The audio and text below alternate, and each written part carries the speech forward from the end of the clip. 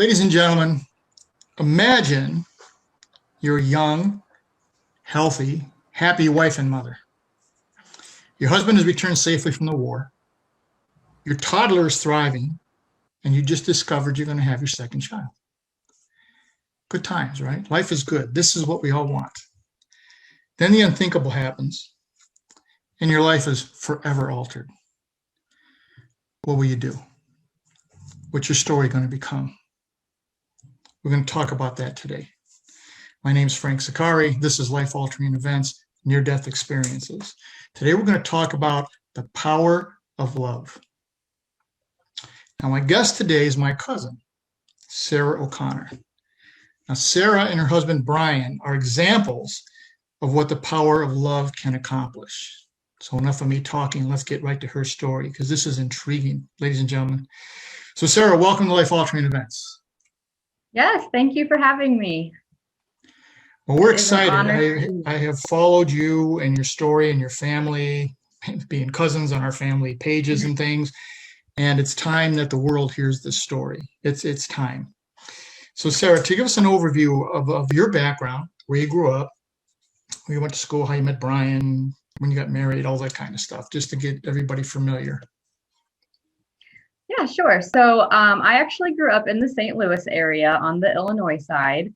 Brian and I met through college. So we both played lots of sports growing up. And in college, we both actually played soccer at Illinois College in Jacksonville, Illinois. And so that is how we met. And we started dating as freshmen in college. And we are almost 11 years out of college now and happily married. Still together. Still together. Still together. Now, in your married time, Brian went into the military. What was that adjusting to being a military wife? Yes. So it was a year out of college. Brian decided that he'd always wanted to be in the military, and I knew this, never thought it would happen. And he came to me and said, I would like to join the Army, which was a little heartbreaking just to hear that. Like we weren't married yet. Like I said, we'd been dating for the last 4 or 5 years. And so I, of course, as much as I was like, you're going to be gone, I don't like this. It's what he wanted to do. And I was going to be supportive. I even remember him giving me like, this is what I'm going to do. And I want you to be there with me, but I understand if you can't. And I kind of looked at him like, no, like we're in this. I know we're not married, but I'm in this with you. So he actually went to basic training, and after that, he found out that he would be stationed in Germany, which also meant Afghanistan. He knew that was was most likely going to happen, and he knew that we would eventually get married. And he said, "I want to do this if you will marry me before, this part of our life really starts taking off." So we actually got married on a Tuesday after he'd been home for 3 days, I think. Wow. And then he had shipped out to Germany 2 days after that. So we didn't really have a lot of married time together. So our military life story is a lot different from most other people. I took a year off after college, trying to figure out what I wanted to do, and I had figured that out. And unfortunately, I wanted to become a physical therapist assistant, and Europe does not offer programs for that. So we decided it was best for us. He was going to be gone for 2 years, is what we knew. My program was 2 years, so we said, "Hey, let's just keep me here in the States. I'll get through my schooling, and then once you do your 2 years over there, you'll be shipped back home and we'll go wherever the Army takes us." Mm-hmm. Which I was actually kind of excited about. I thought, I've always kind of wanted to know what it was like living in somewhere besides Illinois, and thought this would be the great opportunity. However, the Army was not as good to us when it came to that. So I don't know, for me, him being gone, it was hard, but I was focused on my studies.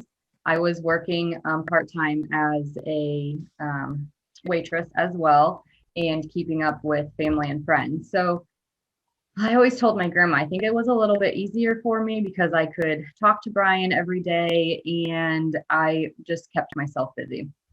Now, Standing. we found out he was going to Afghanistan, which he was there for a year. And I think I just played the naive card doing that. Hmm. Brian did not tell me really anything. He tried to make it sound like, oh no, nothing's going on here. It's actually really boring. We don't do a whole lot. And he would tell me little things here and there, but I told him the other day, I said, I don't know if I believed you truly or if I just wanted to believe you. Right. So, so of course I was worried, but I kept myself very busy and we have, oh, I'm already getting emotional, an outstanding support system that has been with us since Brian joined the Army. I That's didn't think this wonderful. was going to happen. It's okay. Don't Um, worry. Don't worry. I normally laugh when I'm about to cry, so bear with me on that. But um, so yeah, I mean, ever since Brian said I'm joining the Army, our friends and family have been there for us from the very beginning. And I don't know, I think just with them constantly with me, it made things so much easier. It's wonderful. Um, yeah. Of course, the third year was the hardest. He was supposed to come home after Afghanistan, and we fully expected him to be stateside. And the Army said, "No, sorry, we're going to keep you actually in Germany." And in order for me to move there with him, they would have extended his contract 3 years. And at that point, he said, I'm ready to be home. I'm ready to start this different life." So we did one more year apart, so that we could get him home sooner. And that was the hardest year because we weren't expecting it. Exactly. There were Exactly. more moments of feeling sorry for myself, I guess.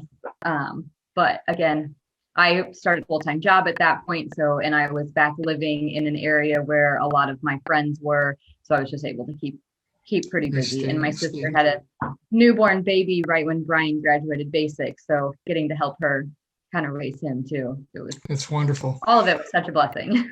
So Brian gets back finally. Finally, Yes. you have your first son, Declan, who's thriving, doing extremely Mhm. well. Yes. And at this point, after all this separation, you have a healthy baby, where'd you see your life going? Was it the white picket fence and everything's happy? Yeah, I mean, really, basically. So after the Army, Brian decided that he wanted to be a soccer coach. And so that was our next step in pursuing that for him, and starting our family and just being, I don't know, a normal family, if you will.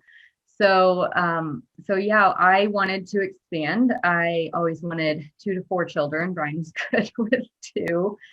And honestly, after Declan, Brian was still working as an assistant coach, and he really he and both of us together decided, kids are expensive, and maybe we hold off on trying again. It took us a while to try with Declan, and so we thought, we don't want to wait too long because what if it takes us a while again?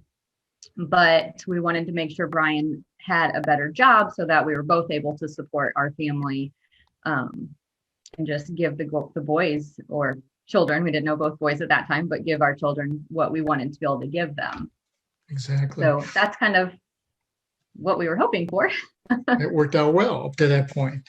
So Yeah. now you find out you're going to have your second child, Mhm. and then the world changed. What happened during that pregnancy? Yes. So we went in for an ultrasound very early on. Actually, with Declan, I had a very healthy pregnancy up until the end. He did come 4 weeks early and spent 1 week in the NICU, and I was in and out of the hospital that week with high blood pressure and preeclampsia, basically. Hmm. So because of that, our doctors send us to maternal fetal at a hospital nearby just to do an early checkup, make sure things are Hmm. going well. And this was 2 days after my birthday. I just turned 30, and I was super excited that we were going to find out the gender early. I was always told, we were 15 weeks, they should be able to see, and so that's what we were expecting. We didn't expect anything other than finding the gender out. And unfortunately, we got way worse news. um, that at that point, I was a little low on amniotic fluid, not bad, but they said the child's bladder was very large and they could see the bladder trying to contract, but nothing was emptying from there. So we were told that there was something wrong. Most likely there was a bladder outlet obstruction. So just no outlet to, the outside. Right. Obviously very devastating. I still remember that appointment. We had Declan with us. He was sleeping on Dad, and they told us and walked out of the room to give us a minute. And when they walked back in, I said, I don't have any clue what you just told me. I know you told me something wrong, but as soon as I heard something was wrong, I kind of shut down a little bit. Mm-hmm. And even Brian was like, I know what they said, but I don't know what they said. So we kind of asked him to re-explain everything. And even still on the way home, it was like, what? What did they tell us? So it was crazy. Mm-hmm. Of course, I tried to call my parents right away, and I'm not one to typically cry. It's okay. Prior Sarah. to this child, at least. And what was funny is I don't know, funny, but I called my dad, and he answered, and I immediately just broke down. Mm-hmm. And he's like, oh my gosh, like, okay, I need you to try to take a deep breath, calm down. I don't know what you're saying, and I really want to help you through this. And so, of course, I told him. And my mom had something similar happen with my youngest brother. I'm one of 5. There's a lot of us. So Mm-hmm. she had a lot of issues with pregnancies too, and kind of understood. And she said, hey, your brother had this same thing happen when I was pregnant with him. And we almost did surgery. And the doctor decided, let's just wait and see. And when he was born, he was fine. Everything had corrected itself. So that made me obviously feel a lot better. I knew that wasn't necessarily what was going to happen for us, but Brian and I kind of Googling, which I don't ever recommend doing. Exactly. Google is not your best friend when you receive bad news. But we're doing some research. We kind of had decided, hey, this is going to be okay. The worst that could probably happen is they have to do surgery on our baby while I'm pregnant and open up the urethra to allow the urine to be excreted. Escape. Mm-hmm. Yes. However, that was not our case, unfortunately. So weeks went by while we were waiting to be sent to Chicago. And again, I had myself just totally under control. Everything was going to be fine. And when we went to Chicago, they did extensive testing, and it was worse than we had thought. His kidneys, actually at this point, nobody knew what the gender was because I was out of amniotic fluid. Mm-hmm. And so I don't know, a lot of people don't know exactly how the amniotic fluid works in pregnancy. The mom's body will develop it first, and then the baby actually drinks that fluid, and that's how they practice breathing and develop their lungs. Mm-hmm. And then they pee it back out, and that's how the amniotic fluid kind of stays cycling through. So our little nugget was drinking it and doing his practice breathing. However, he could not get it back out. So he drank up all the fluid by 19 weeks gestation, which is very scary because lungs then can't develop if there's no fluid. So this is everything we found out in Chicago. They told us that the kidneys were now the size of a newborn's kidneys and full of cysts. They didn't know if they were still functioning at all or not. The bladder had actually changed shapes and sizes, so they weren't sure where that fluid was going. There was a possibility of it finding another way out, or just like my body through the umbilical cord, maybe kind of helping out with all that. So at this point, they said, this is what can happen after birth if the child makes it to that point. If, big if.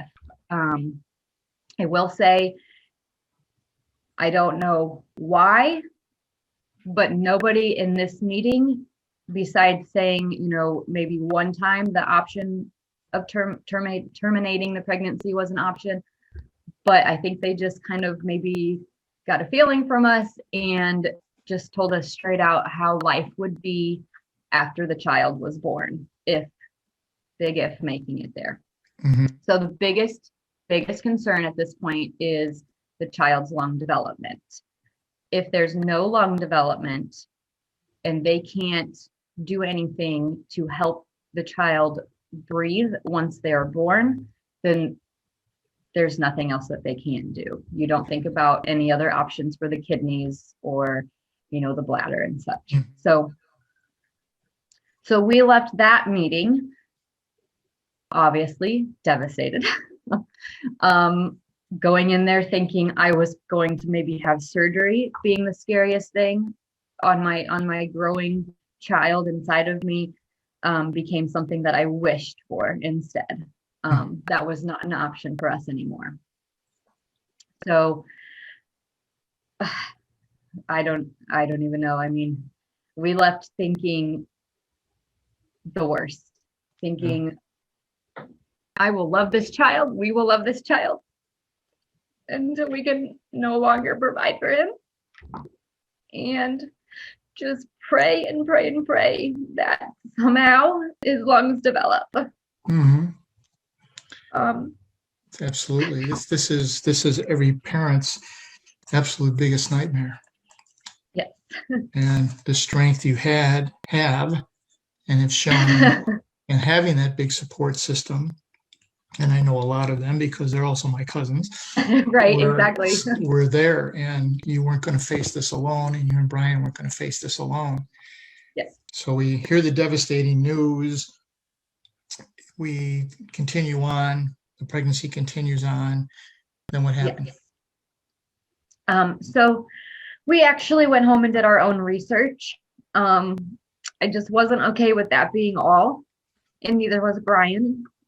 And now Google is my best friend, right? So through Google searches, I actually came across a Caring Bridge page that had mentioned something called an amnio infusion. I had no idea what this was, and this page actually led me to Facebook, which I'll even talk bad about social media just taking our lives away, but there has been one super great thing about Facebook, and it led me to a group that was made by mothers who have gone through very similar situations, all ended in different ways, but who were there to say, there is more. There is something that you can do. And so I got onto this page and I reached out and I asked more about it. I Google searched amnio infusions, and I found that Cincinnati, which is about, I think it was 6 or 7 hours drive from us, offered these amnio infusions. So I am now in my 20th to probably actually 22nd week of pregnancy. So some time has gone by since we found out I had no amniotic fluid. And I call this number and I get in touch with somebody who gives me all the information and says, takes all of my information, says, of course, we'll go talk to our doctors and see what they think. And a few days later, we get a call that says, if you can get up here, we would like to do some testing on you and see if you are a candidate for these infusions. So obviously this was almost 3 years ago now. This was actually 3 years ago. And it's just not very well known. My doctor, my OB, had heard of them, but didn't know too much about it either. So it was a very scary thing. So what amnio infusions are, is it is a way to get amniotic fluid, or a fake amniotic fluid, if you will, like a sterile saline solution, into the amniotic sac so that the baby can try to develop their lungs and have, room and all that. So luckily I was a candidate. It wasn't the most pleasant thing. Actually, after the first one, I didn't think I could do it again. It was very painful. And we have a very stubborn child, as if you have read anything about him, you would Mm-hmm. know. Is very stubborn. The doctors, they actually insert a needle into the uterus, and they say, we go in by the hand or the foot because a child will retract away. And our child did not. He liked to play with the needle. So I left not knowing if I had it in me to do that again, because it was probably the most painful thing I had been through. And Brian was fully supportive. He said, listen, if you can't do this, like, I'm not going to make you do this. This is all you get to choose how you go further with this. And I knew that it came and it went, and I wasn't feeling the pain anymore, and I could do it. And I felt like I had to do it. So we drove back weekly for a while, and then we were able to actually go to every 2 weeks, and then we went weekly. And I made it to 30 weeks gestation doing those. We found out that he was maybe a boy during all of that. And of course found out some other things that were possible. But they were very surprised at how well I was tolerating the treatment and how well the baby was doing with it. I continued to work during this time up until he decided that he was not having it anymore. Mm-hmm. So I received my last one on a Wednesday, went to work that Thursday. No, I'm sorry, a Tuesday and Wednesday. I don't know, it doesn't matter. And during that work day, I just didn't feel very well. We sat down for lunch. We always had meetings on that day. And I thought, drink some water, get some lunch in me, get some rest, I'll be fine. And that was not the case. And I ended up in the hospital that night, being airlifted to the larger hospital that's like 45 minutes from us, so that they could try to stop labor and keep him in there for longer. Mm-hmm. That didn't happen either. So I know I'm probably going off on No, that's okay. a So here, but at 30 weeks, you go into labor, go to the yes, hospital.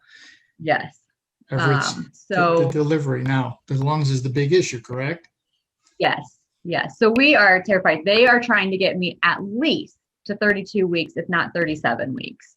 Mm-hmm. And I still have amniotic fluid because I just got amniotic fluid put in the day before. And I was having a little bit of leakage, but it actually stopped on its own. And so this was, okay, now we just need to stop labor, and we need to keep you here, keep you rested, and see if we can get this baby to grow.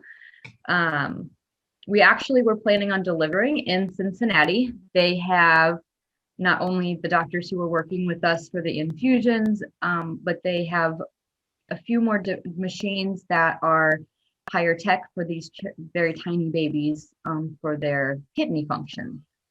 So that was our plan. We were actually packing up our house. We were planning on putting a bunch of stuff into storage and heading to Cincinnati for as long as it took this child to be born and come home. Because that was what we thought was best. Right. And we end up in Peoria, which is 45 minutes from us. And unfortunately, I can't be transferred. They're telling me that their OB department is the same level as Cincinnati's. And so you can't do a transfer that way, because it's not something they can't offer me something more until maybe when the baby is born. So our plan was to either, at this point, it was to get labor stopped, get me healthy enough that I can travel myself to Cincinnati. Again, Everett, he's stubborn, and he had different plans. So when they thought I was out of labor and it was ready to just get me through the weekend, checked all the fluid levels and see how I was, I ended up delivering that night. And it was the scariest thing I thought I was ever going to do, because I'm only 30 weeks gestation. They don't know anything about his lungs. Can this hospital provide? We have doctors there saying, if we can get you there, we're going to get you there. That will be the best thing for you and your child.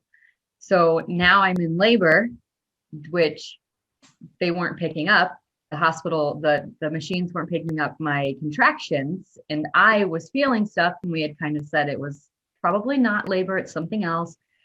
And the next thing I know, we are rushing me down to the labor and delivery room, and 20 minutes later, he was born. Wow. So, yes, it was a very intense night. The best part about that night was I heard crying when he was born. The lungs were working. That big giant fear was gone. So I remember. So actually, when our first child was born, because of the blood pressure stuff I was on, he came out not breathing. He was our healthy baby. Mm-hmm. And I didn't get to hold him right away. And he was actually taken away, and they had to do whatever they were doing. And so that was a really long, I have no idea how long that took, but a very long time to hear him cry. So to hear our second child, who was not supposed to have any lung function or hardly lung function, come out crying at the top of his lungs. And it probably wasn't loud, but I can still hear it in my head as the loudest noise in that room. Wonderful. And the doctor delivering is going, Mom, there's a baby. And I'm like, I know I'm hearing something. And I look up, and he's just this little scrunched little baby, tiny little thing, just screaming at the top of his lungs. So that was such a blessing. Yes, it had to be a massive relief after all you've been through. Yeah. But that's not the end of the story. That's not the end of the story. So of course he was taken from me as well. So I was not able to hold him either. And Dad, Brian, they were taking him straight to the NICU, so he went with him. We didn't have a name. This is actually the funny part. Brian had one that I didn't like, and when he was leaving, he said, well, did you decide so I can let them know? And I said, fine, your name is fine. And he left, and I went, oh my gosh, I hate that name. Luckily, my husband knows me well enough to come back later and say, hey, did you decide on a name? And I was like, oh, he didn't hear me. He did. He just knew I didn't like that name. So we chose Everett, of course. The meaning behind Everett is brave and wild boar, which all fit him. Which fits exactly. Well. Yes. So Everett was taken to the NICU, and he was born without, for lack of better words, a butthole.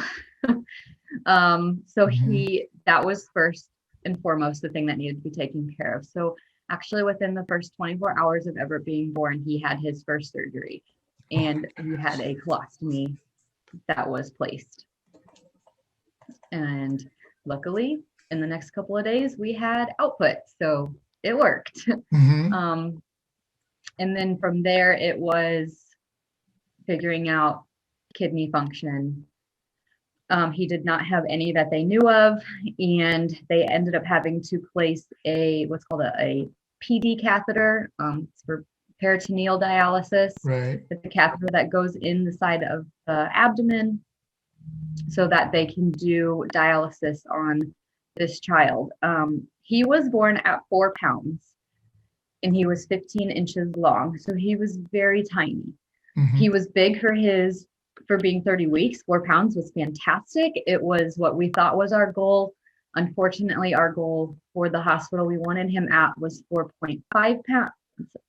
Yeah, 4.5 pounds. And so they refused to take him. They said, he's not big enough. Dialysis will not work on him. We will not do it. Of course, that was extremely devastating. And I couldn't be more thankful again for OSF, for the hospital in Peoria, for their team coming up and talking to us and saying, this is what's going on. However, our options are to try or not to try. And if that is what you want, the worst that can happen is what will happen if we don't try. So we are willing to give this a shot. And at 3 days old, Everett got his first PD catheter, and we had to end up starting dialysis right away, which is not what they typically like to do. They like to let the incision heal so that there's not leaking around it, because then that's a cause for infection. Right, right. However, Everett at this point was a big puffball. He was no longer 4 pounds. He was full of fluid, just because they were obviously giving him nutrition, and that nutrition had nowhere to go. So we started dialysis right away, and it worked for a while, and it was amazing. Our child was starting to thrive. He was intubated most of the time, or no, he was intubated on and off, but he was always on oxygen because of the fluid that was on him. But his lungs were still working beautifully, so we always knew that had the potential of coming off. Unfortunately, the 3 to 4 month stay, which is what they kind of say happens for these children, once you get dialysis, you make sure it's working, you get trained on it, you go home, went a little bit longer for us. It was actually October 2nd of 2018. Everett was not quite 3 months old yet, and they took him down for another surgery, which was one that we discussed and planned. And unfortunately, while the surgery went well, dialysis after that surgery did not. In about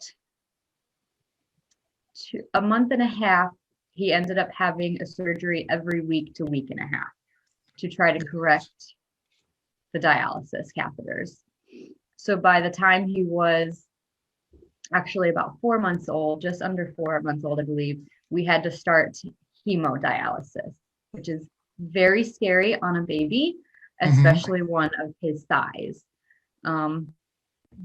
Lucky for us, it went extremely well. He did have a few more other surgeries happen, things that we were trying to close the colostomy and allow him to use the restroom like a normal baby. Those surgeries weren't working for him either. He just kind of, I think, said, hey, my body needs a rest. I think we just need to focus on dialysis and push everything else aside. So we spent quite a few months after that still in the hospital dealing with things such as pneumonia, trying to get back on the peritoneal dialysis because you could not do hemodialysis at home with a baby. We really wanted to be able to take him home and keep him home. That unfortunately did not work for us either. So there was a lot of up and down months, several times where, it was ready for him. We were ready for him to go home. He was doing so well. And then something would happen. He'd get sick. His blood pressure would just go sky high, and we would have trouble bringing that back down. So he didn't want to leave. He liked it there, which rightfully so. Mom was there with him almost every day. If not, Dad was, and the nurses and the staff there were absolutely fantastic to him, and he got lots of cuddles. So I didn't blame him. But finally, at 2 days shy of turning 7 months old, 213 days in the hospital, Everett came home. Wow, 213 days. So our story. You go through this horrific experience. He's multiple surgeries at such a young age. Now you're going to come home. You've come home with one baby already, but now what adjustments do you have to make with all these special needs? What happened then? Yes. So Everett does not eat by mouth. So we had to learn how to feed him through what's called a G tube. So we had to learn that to be able to do that at home. Luckily for us, he did get off oxygen. So we did not come home on oxygen. He has been oxygen free except for here and there needing it due to a surgery or an illness. So I could no longer work, so that we had to figure out, what was going to happen. Everett at this point was receiving hemodialysis 4 days a week. So we were trying to figure out schedules for traveling. We had to travel 45 minutes for that. Of course, we have a At this point, Everett or Declan is 2.5, I believe, almost 3 years old. So we have another toddler whom at this point he's been home with mom or dad his entire life. Um, of course, during the hospital stay, we had family helping out and watching him. But now it's time to figure out, how do we do this life? Mm-hmm. We are not just bringing a child home who needs fed and diaper changes and played with. We are now bringing a child home who has lots of medical needs that we have to watch out for.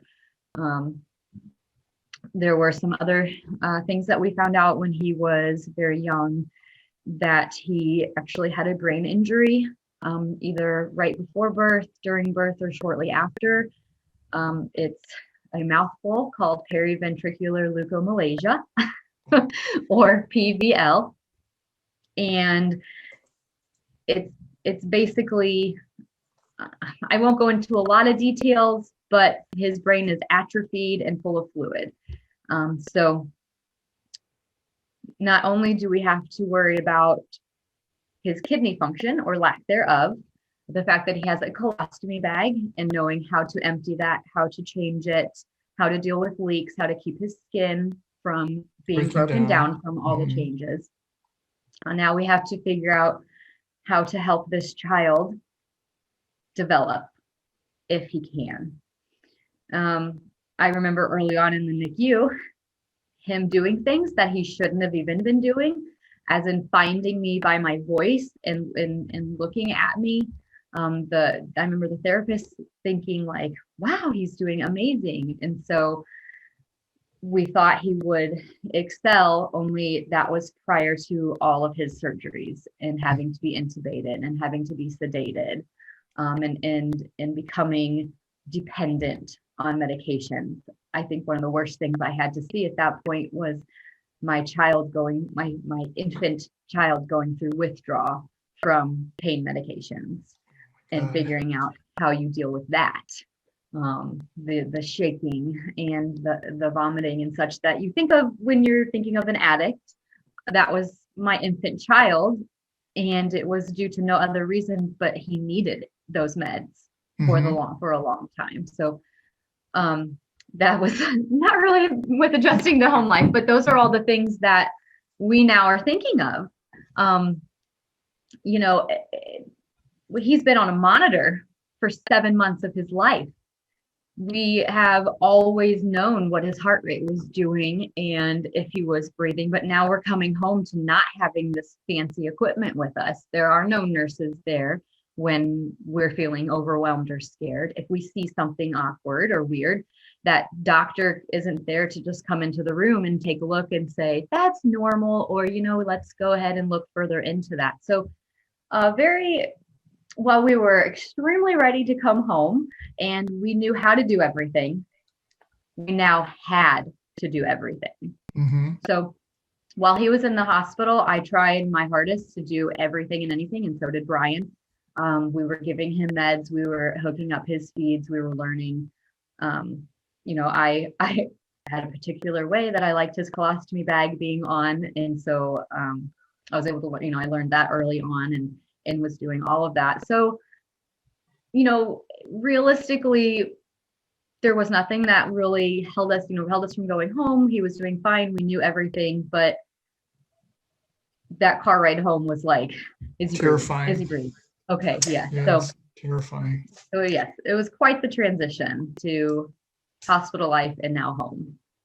You're doing the best you can with this thing, and the goal from now, Sarah, ladies and gentlemen, wrote this amazing blog and that I have been following through the whole thing because she's my cousin. And the goal was, we're going to have a kidney replacement, but there's steps we have to go through to get there, right? Yes. What were those steps you had to do to get there? Okay, so everybody kind of asks, why wait so long to do this transplant? And what most people don't know is you cannot put another child's kidney into these babies. So, there's organ donation, and they've always said, what if as heartbreaking as it sounds. And I actually was very happy to hear this. If a child dies, like giving the kidney is not a thing. You put an adult kidney into these children. So you have to get them big enough to do this. You cannot fit, even though I'm a smaller stature person, my kidney is still very large compared to a 4-month-old child. So our goal was to get him to grow. Like I told before, he was born at 4 pounds and was 15 inches long. The goal for transplant is, of course, I'm going to go centimeters now, 80 centimeters long, which now I don't even remember the math in my head, but 80 centimeters long, and they have to be about 10 kilos, which is over 20 pounds. So we had a lot of growing to do, especially on a child who doesn't have kidneys and can't get dialysis every day because of the dialysis he is on. So we're fluid restricted, which means nutrition is restricted a little bit. So we had to optimize whatever we could, use oils. We actually tried a growth hormone with him. A lot of these children need growth hormone shots. We were on it for 3 months and we ended up having to go off of it for another reason. And the best part about that was he grew 2 centimeters in that month of being off of it. So the doctor said he doesn't need it. No, guess not. Yeah, so there are ways to kind of help them grow, but that is what we need to do, and that takes time. And we were told that anywhere between 18 months to 2.5 years old is when these children are typically of the right size for the surgery. Of course, some of these babies make it to full term, so they're larger when they are born, so they can get there easier. Our child was born very prematurely, and he, like his brother, is small. So to our surprise, he grew very well. The dialysis nurses were always having to change the protocol and tell the doctor, I can't get off what you need me to get off. I think he's grown again. I remember asking in the beginning, how often do we change what's called his dry weight? So the dry weight is the weight that we try to get to with dialysis sessions to pull that fluid off. Oh, we reevaluate it once a month. Oh, okay. We were reevaluating almost every week to 2 weeks for a while. So he grew well. It still took him 2 years because he started off so small, but that was what we needed to do. Okay. So you get to the point, we're finally there. We're going to go with the transplant. They need a donor. Yes. Okay. Yes. You volunteer. What was that process like? So we were told living or deceased donors, and they told us from the beginning he would need this, and that a lot of parents do choose to be the donor. And of course, Brian and I both were already fighting over this. It goes off of first blood type. So Brian, unfortunately, was not the right blood type, and he was very upset over this. So I won, and I told them I would like to be tested. I always planned it. I want to give my kidney to my child. So it took forever, it seemed like, for me to find out if I could even donate. They don't do anything until the child has made it to a point where you can start talking about donation. Right. So that was kind of annoying. Like, come on, just test me. I know I want to do it. So he finally made it to the process of, hey, we're going to send him to talk to this transplant team up in Chicago. So we talk to them and they tell us again our options, living versus deceased. And I said, I want to do this. Where do I go? So Chicago actually is teamed up with, it's Lurie Children's, and they're teamed up with Northwestern. Northwestern's kind of like the main. So they send all my information over to Northwestern, and first thing they do is a blood test. And I already knowing my type, we're both the same type of blood. So from there, we do lots of testing. Both Everett and I had 19 vials of blood drawn per person. I had, yes. So of course, first they kind of do a personal social history Right. to make sure that I know what I'm doing and that psychologically I can handle this. Hmm. Donation is not an easy thing. You think it's just, I don't need it, you can have it, easy surgery, you're taking something out and I'm going to go along out, on with my life. But a lot of people can fall into depression afterwards, because now you're kind of missing something, you don't feel well, so there's lots of talking to me. Of course, I was to everybody, I'm going to do this, I'm doing this, this is my child, I want to do this. So from there, we had did more testing. I had a CT scan. I had chest X-rays. I already told you about all the labs. They did EKGs. They did a nuclear medicine test where they insert a dye and they watch how it goes through my kidneys to find out, do my kidneys work? Do they work well? Are you healthy enough for this? So after all of that, luckily they came back and said, you are a match and we approve you to be a donor. So then it was making sure Everett is healthy enough. Now we got to get the surgery. Yes. So I can go through all that. Yeah. Now we go back to the hospital. What happens? Yeah. So actually, before all of that happened, we had a really scary moment in Everett's life where we thought we were going to lose him. He was a year and a half years old, I believe, and he had some major GI issues with lots of bleeding in the gut and bleeding that, for whatever reason, could not be stopped. He went into septic shock, and again, lucky for us, it was caught very early. So they were able to do that. He ended up with an obstruction in his bowels and a perforation, which caused then septic shock. So he, of course, required another surgery, which I believe at this point we are up to 24 surgeries. Wow. And we added a few more on after that surgery because, like I said, there was just this bleeding that just would not stop. His hemoglobin had dropped drastically. One day, I think he needed almost 7 different transfusions to try to keep his hemoglobin up. Yes. In one day. Of course, we're worried about antibodies in his blood so that he doesn't reject a kidney. And now we're just feeding him because he needs it. So many levels of scariness here. Yes. At one point, we were sitting on a couch, just not talking, Brian and myself,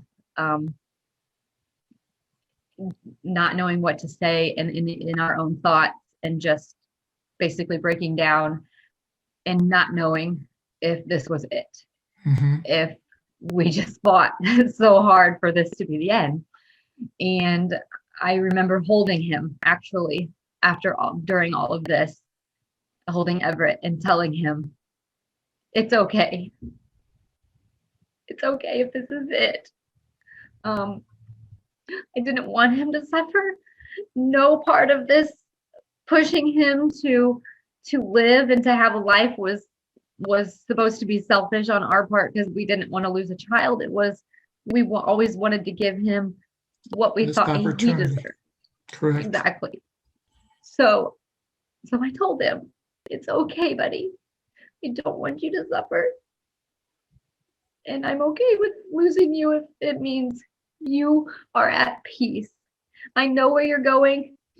I know you'll be taken care of. Again, luckily for us, Everett is so stubborn that he kind of said, nope, Mom, I don't think I'm done yet. And we actually asked a doctor, we said, are we doing this for ourselves? Are we pushing him to live, a life of being hooked up to things that he doesn't deserve? And this doctor looked us straight in the eye and he said, this is not how Everett goes. Now, at this point, this hospital is our family. This Mhm. doctor has done multiple surgeries on him. He's watching him grow. He visits during dialysis, and he just straight looked at us and said, this is not it. This is not how he goes. We are not done with him. So we got through that and That a was that a year and a pandemic hit. half. Now you had another year to get to the Yeah, kidney, right? yeah. So um yeah, so actually he got home in March of 2020, and then we all know what happened then. Mm-hmm. So Everett was supposed to go to Chicago in January to get his first evaluation for his kidney transplant, and as you know, that did not happen because of the bleeding. So we rescheduled it, and now everything in the world has shut down. Correct. So it's one thing after another for this poor little guy. Thankfully for technology, we were able to finally in June, I believe it was, which is a month before his second birthday, finally meet this team and talk to them about where we go next. So we did that. Like I said, I got tested. Everett went through the testing. The doctor took one look at his abdomen, which he is all abdomen, took one look at me and said, "We're ready. Let's get this process going." Good. If you're a match mom, you good to go? I'm like, good to go. Let's do this thing tomorrow. So we found out I was a match. We set a date, and Everett, in true Everett style, comes down with a cold. Mhm. A cold. Can't do the surgery. Like, it's just a cold, but Everett gets sick very easily. Yes. And so this cold landed him back in the hospital My God. for a week. He actually developed a little pneumonia again from this cold. And he recovered fine. We got him in plenty of time. But now we just had a hospital stay. We're 2 weeks out of a transplant, and he's coughing and he has a sneezing, a congested nose. This is not something that is great for anesthesia. So long story short, we have to reschedule. Yes. And at this point, it's just, let's see what happens. Doctors don't feel comfortable doing a surgery on him. So let's get him healthy and try to reschedule a date. Not knowing when this would be. Okay. Are they going to be able to fit him in? And this is 2020. We all know how 2020 Yes, has already 2020 gone. was terrible. And So as we- what is going to happen here? So we're already thinking, and we need to do this around Brian's soccer schedule if we can, because that is his main part of his job. That's why he gets paid. He needs to get paid because I don't work. So we're trying to figure all this out. We're waiting for them to call us. Like, if they call us with this day, what are we going to do? What if they try to give us this? It was I a said very stressful scheduling few nightmare. weeks. Yes. And the funny thing was, I said, it's Monday, I believe. And I said, if they came and they said, can you do Friday? I'm going to take it. I think I'm ready. Let's do this. And they called us the next day and offered us Monday. So not Mhm. Friday, but they offered us that Monday. Now we're going, are we ready for this? Are they sure he's ready for this? Are we rushing this now? It was another scheduling nightmare. Mhm. But ultimately we chose that date. And so December 14th, we were set to go. Okay. So Everett's going into surgery to get, Mhm. and you're going into surgery to have a kidney moved over. Okay. Mhm. Your mom, you're going to do whatever it takes. But Exactly. you're also human. What's the Yeah. emotion? Well, to be quite honest, I went through lots of emotions after finding out that I even was a match. Um, between let's do this to I don't think I can do this. I don't really like shots, let alone thinking a needle is coming. I've had one surgery before, It was on my knee. It was arthroscopic, and I was a nervous wreck going into that. I mean, I was in college, so I was older, but I was still young. But I knew how scared I was for that surgery, let alone getting my abdomen cut open, being under for an extended period of time. So there were moments where I didn't know if I could do it, and I was terrified. um, Ultimately, I chose this is the best thing for my child. I know I can do this, and I know as scary as it sounds, if something happens to me, my boys will be taken care of. Of course, I am Everett's main caretaker because I am home with him more, so it made it even scarier for us. That's why my husband really wanted me not doing it. I mean, he wanted to be the one to do it. He knew he wasn't going to stop me if that's what I wanted. He was very fully supportive. But yes, lots of ups and downs. Of course, going into the surgery, getting to that day, still very, very nervous and excited all at the same time. I don't know anybody, I guess, who enjoys going into surgery unless they are the surgeon. Yes. So, and that's what everyone that I'd spoken to had told me. Like, I think you'd be crazy if you weren't scared a little bit or nervous. So, and then knowing that I wasn't going to be there for him. I don't know, maybe one surgery that he got taken down to, I wasn't there, but I was there when he woke up. I was always in the PICU, they're sent back to the room. I was always there waiting for him. When you're not in the intensive care unit, you go to the post-op section, and I was always there for him. So knowing that I would not be there for him was heartbreaking. More terror. Yeah. Exactly. And of course I had full faith in my husband, but he wasn't going to have me either. And we rely on each other. And so it was scary. It was exciting that we were finally here. We were finally going to do this. We were ready. He was ready. You know, we were going to be done with dialysis, and I don't get to be there for any of it. So it's kind of funny. I was obviously there for all of it, and I was a huge part of it, but I felt like I almost was failing them by not being there. Right. It's a classic mom feeling, Yes, experience. So. We do the surgery.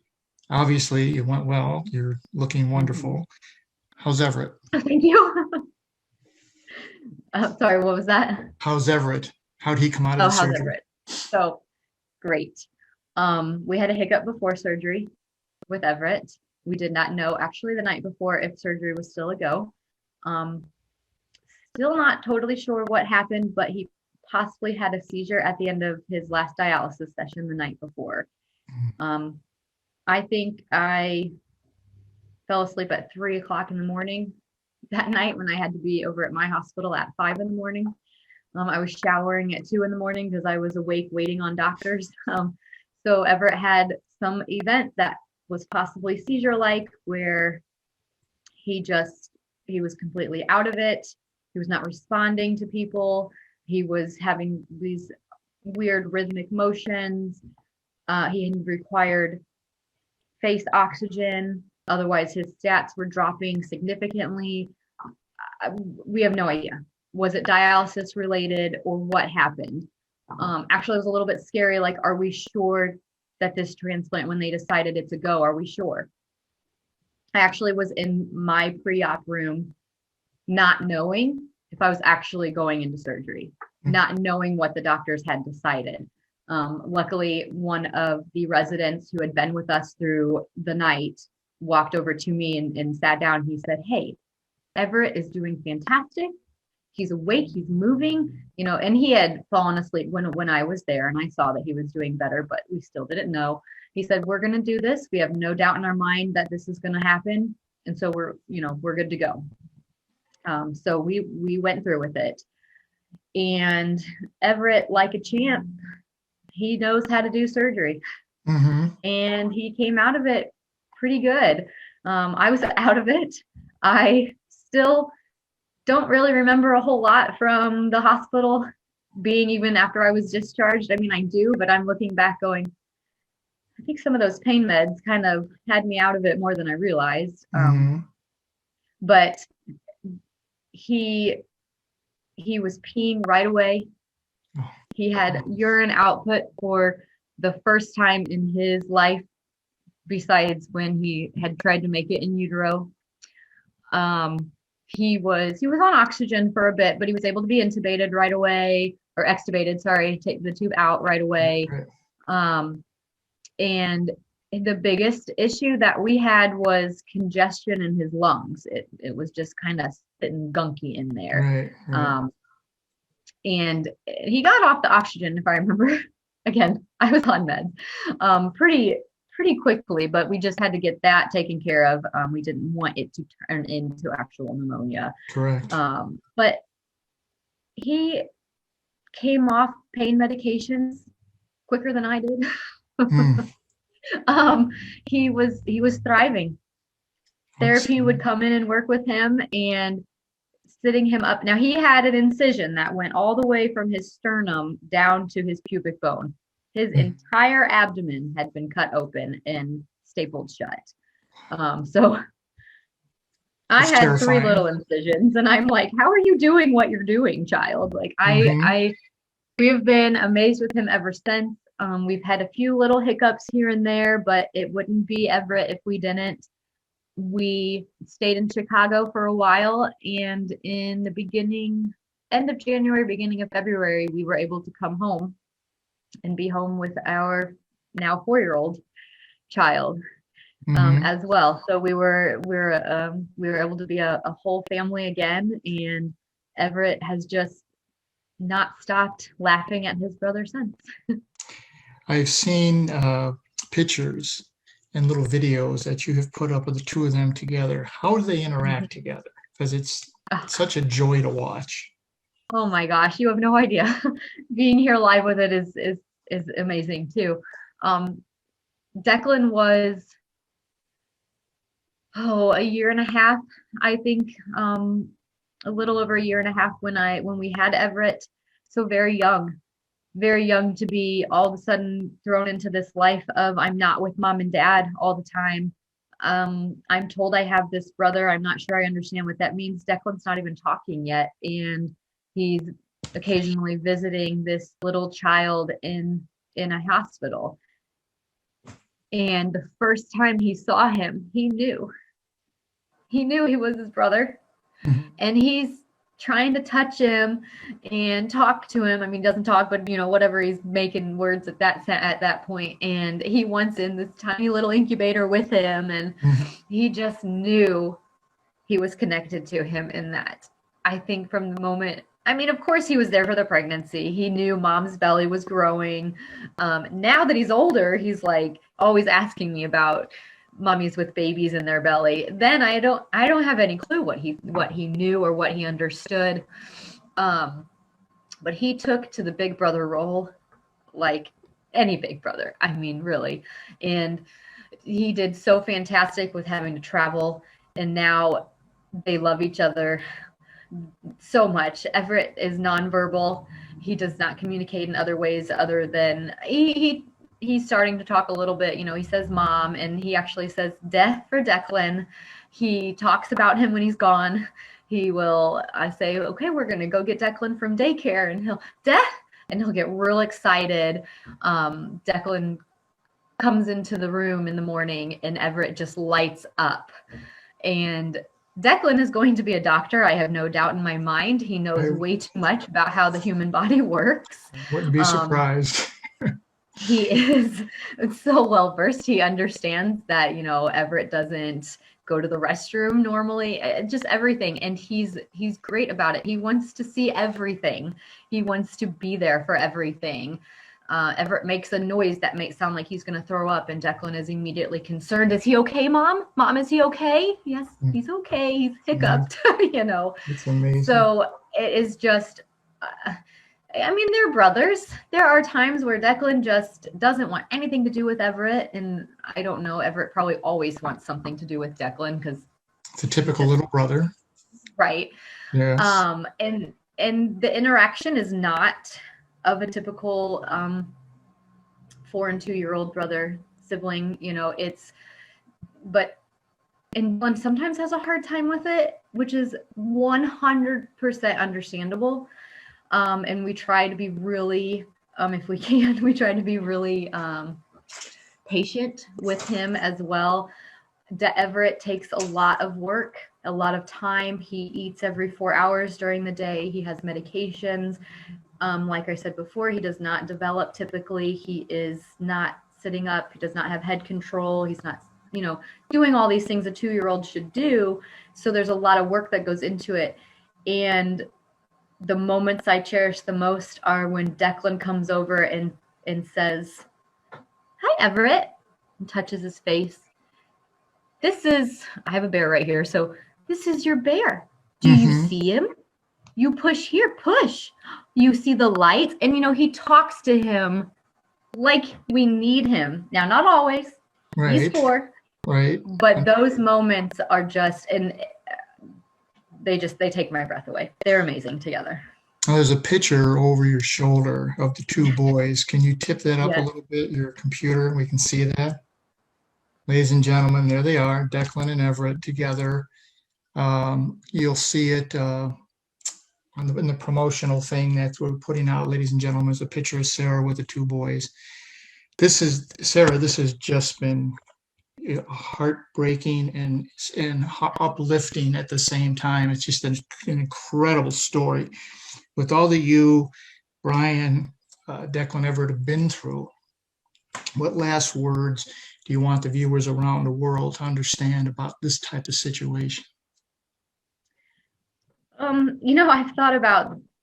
I always think about this type of question, honestly, and it's actually kind of hard to answer.